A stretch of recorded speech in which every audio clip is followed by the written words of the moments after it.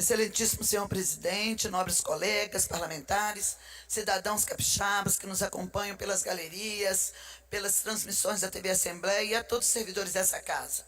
Eu subo nesta tarde, na tribuna de hoje, que é dia 15 de junho, porque hoje no calendário nós somos convocados para uma reflexão urgente e dolorosa.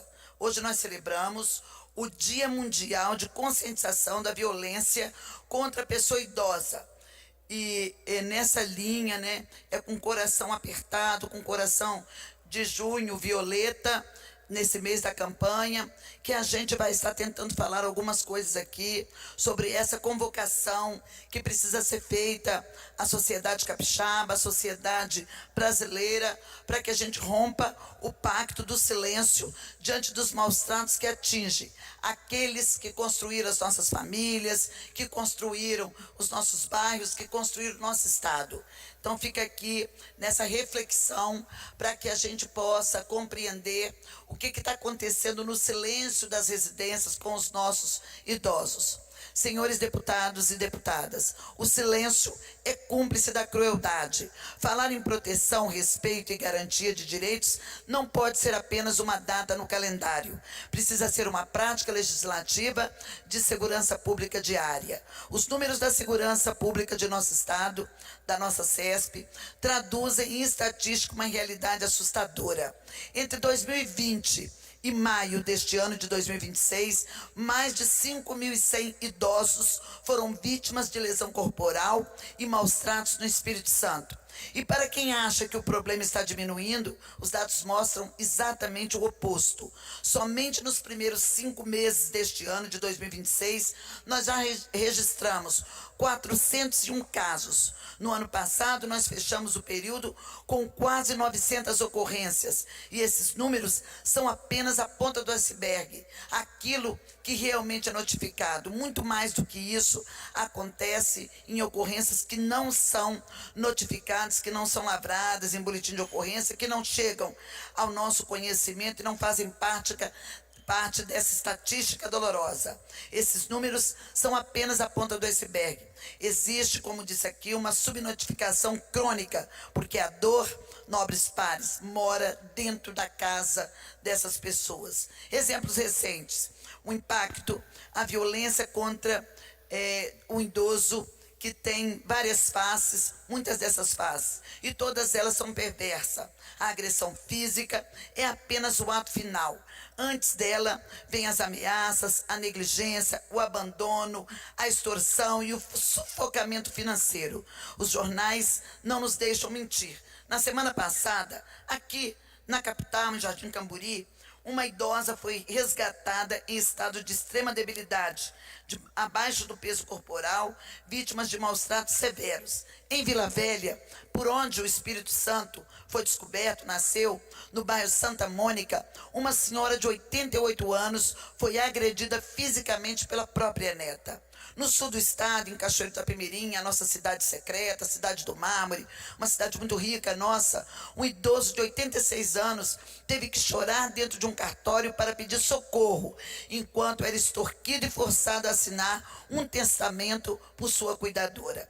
Em Viana, cidade, uma das cidades que mais cresce aqui no Espírito Santo, vimos a prisão de estelionatários aplicando golpes financeiros em idosos que vinham de Castelo. Cerca de 80% dessas violências acontecem dentro do ambiente familiar e doméstico. Pasmem, porque essa é a realidade dos dados que a gente tem encontrado junto à Secretaria de Segurança Pública do nosso estado. E especialmente o agressor é o filho, a filha, o neto, o sobrinho, um parente mais próximo. O idoso cala-se por medo, e medo inclusive do abandono. Ele cala-se por vergonha de expor a própria família, que chegou àquela situação. E ele cala-se principalmente pela dependência emocional e financeira que possui com os laços familiares. Nossos idosos estão envelhecendo com medo daqueles que deveriam dar-lhe carinho, respeito e cuidado. O Estatuto da Pessoa Idosa nos dá as ferramentas legais, inclusive o afastamento imediato do agressor e a punição severa para quem detém cartões bancários e usurpa a aposentadoria do aposentado. Mas a lei precisa de braços fortes na ponta para funcionar. Precisamos fortalecer a rede de proteção, integrar as delegacias, a assistência social e o Ministério Público. Mas, além disso, precisamos convocar a sociedade civil. Qualquer pessoa pode e deve denunciar através do Disque 100. Lembre-se, através do Disque 100, você faz essa denúncia para proteger os nossos idosos que estão sendo vítimas de violência. Dos serviços sociais ou diretamente ao Ministério Público também essas denúncias podem ser realizadas. Respeitar, acolher e cuidar não é uma escolha, é uma responsabilidade coletiva. E vamos quebrar esse silêncio juntos. Que o Espírito Santo seja referência não apenas em longevidade, que já é, mas na dignidade que oferece aos seus cidadãos na melhor idade. Então fica aqui o nosso registro e a nossa tristeza com relação a muitos de nossos idosos que estão em situação difícil por conta da própria família. Horas porque não são cuidados, ora pela extorsão. Eu já vi diversos aposentados sendo obrigados a fazer empréstimo, a contrair empréstimo para dar para o neto. Aí o neto pega o dinheiro e deixa o aposentado para trás, que nem sabia ir para casa, não sabia porque não sabe acessar um Uber, tendo que acessar um ônibus para poder ir para casa, depois que foi lá e contraiu o empréstimo e para o neto ficar com o dinheiro. Então é uma situação muito triste. As famílias precisam atentar mais para essa situação, porque de fato os nossos idosos, nossos pais, nossos avós merecem carinho, consideração e respeito. Eles foram o alicerce da família que hoje está constituída e que deu os frutos filhos, que trouxe os netos, que vieram os sobrinhos, né, que veio a família. Então é preciso a gente colocar a mão na consciência e se atentar para esse grave problema que atinge a terceira idade nos dias atuais. Outra coisa também, senhor presidente, que eu quero estar falando na tribuna de hoje, é para também manifestar a minha profunda preocupação com o problema recorrente em nosso país e nosso estado também. Especialmente em épocas de grandes comemorações e competições esportivas, há um uso indiscriminado de fogos de artifício com estampido, que inclusive está proibido no estado do Espírito Santo, mas esse barulho excessivo desses artefatos causa um pânico, desespero e graves riscos aos animais de rua, aos animais de estimação que buscam refúgio e acabam se envolvendo em acidentes severos. Mas esses problemas também de fogos não acometem só os animais que têm uma audição muito apurada, um olfato muito apurado. Ele também traz transtornos para as pessoas idosas, é que eu quero chamar, né, nesse Dia Mundial do Idoso, que também traz esse transtorno para os idosos. Também traz muito transtorno para as crianças, para as pessoas, né, que são autistas, que têm TEA. Também trazem problemas para as pessoas doentes, para quem está nas proximidades dos hospitais. Nós pessoas, nós vivemos em sociedade. É preciso ter mais respeito, mais cuidado, porque não são apenas os animais irracionais que são impactados com esses fogos, são também, né, as pessoas, são também os idosos, as pessoas doentes, as pessoas com autismo. E um exemplo claro desses fogos, né, do excesso nas comemorações de fogos de estampido, foi o que ocorreu no último domingo no bairro Maria das Graças, no município de Colatina. Aqui no Espírito Santo, onde um cachorro vira-lata, assustado pelos fogos, ele acabou se projetando e ficando entre dois muros, uma casa e um muro, num local muito estreito. Ele se projetou nessa fresta profunda, num local estreito, que tinha apenas 25 centímetros de largura. E infelizmente, mas eu quero até soltar o vídeo sobre esse caso, para vocês verem melhor, quem estiver nos acompanhando, porque felizmente nós tivemos um desfecho bom, graças ao nosso corpo de bombeiros, à proteção dos animais local e também à população da região, que se compadeceu com a situação do animal e buscou socorro junto ao corpo de bombeiros. Vamos passar aí as imagens. Rapaz, acho que ele vai ter que cortar mais aqui, ó. Tem que dar na cabeça dela.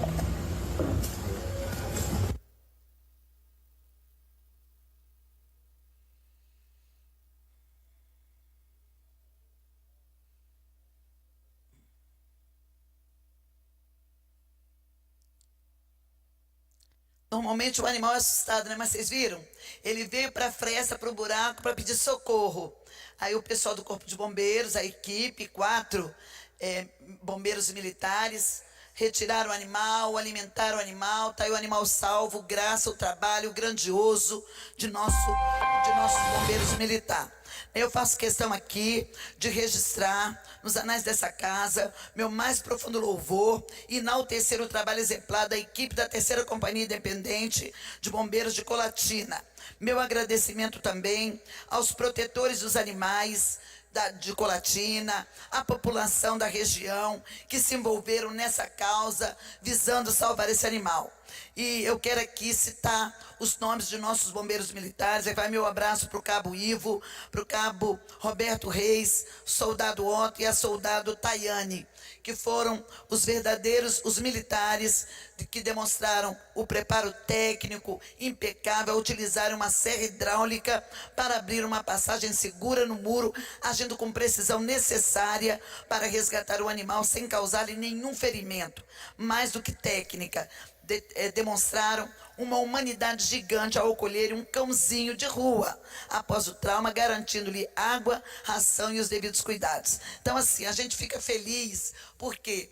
Porque a gente vê, né, que mesmo diante de tanta crueldade, diante de tanta covardia contra os animais, mas nós temos pessoas que se preocupam, né, as pessoas da região, procurar o Corpo de Bombeiros, procurar ajuda nos bombeiros da região para poder estar fazendo esse trabalho. Também, né, eles envolveram a proteção animal, ou seja, foi um esforço conjunto e muita habilidade técnica que foi capaz de salvar um ser que poderia ter sido deixado para lá. Se o animal ficasse ali, com certeza ele ia morrer, porque ele não tinha acesso à água, à comida, ele não tinha como sair. Mesmo ele escalando o muro, ele não conseguiria sair, porque a fresta só tinha 25 centímetros, né, de largura, e ele não conseguiria passar. Ou seja, isso fica claro para a gente que salvar a vida não importa a espécie, é um ato de puro heroísmo. E aqui meus parabéns ao cabo Ivo novamente, ao cabo Roberto Reis, a soldado Otto e a soldado Tayane, por honrarem com tanto empenho, esmero, empatia e competência o lema da corporação, que diz o seguinte: vidas alheias e riquezas a salvar. Muito obrigada ao nosso Corpo de Bombeiro e a todos que se envolveram nesse episódio, mas também a todas as pessoas que cuidam dos seus idosos, e a nossa reprovação para os atos ainda de crueldade, de maldade, de discriminação para com os nossos idosos em seu pleno dia 15 de junho.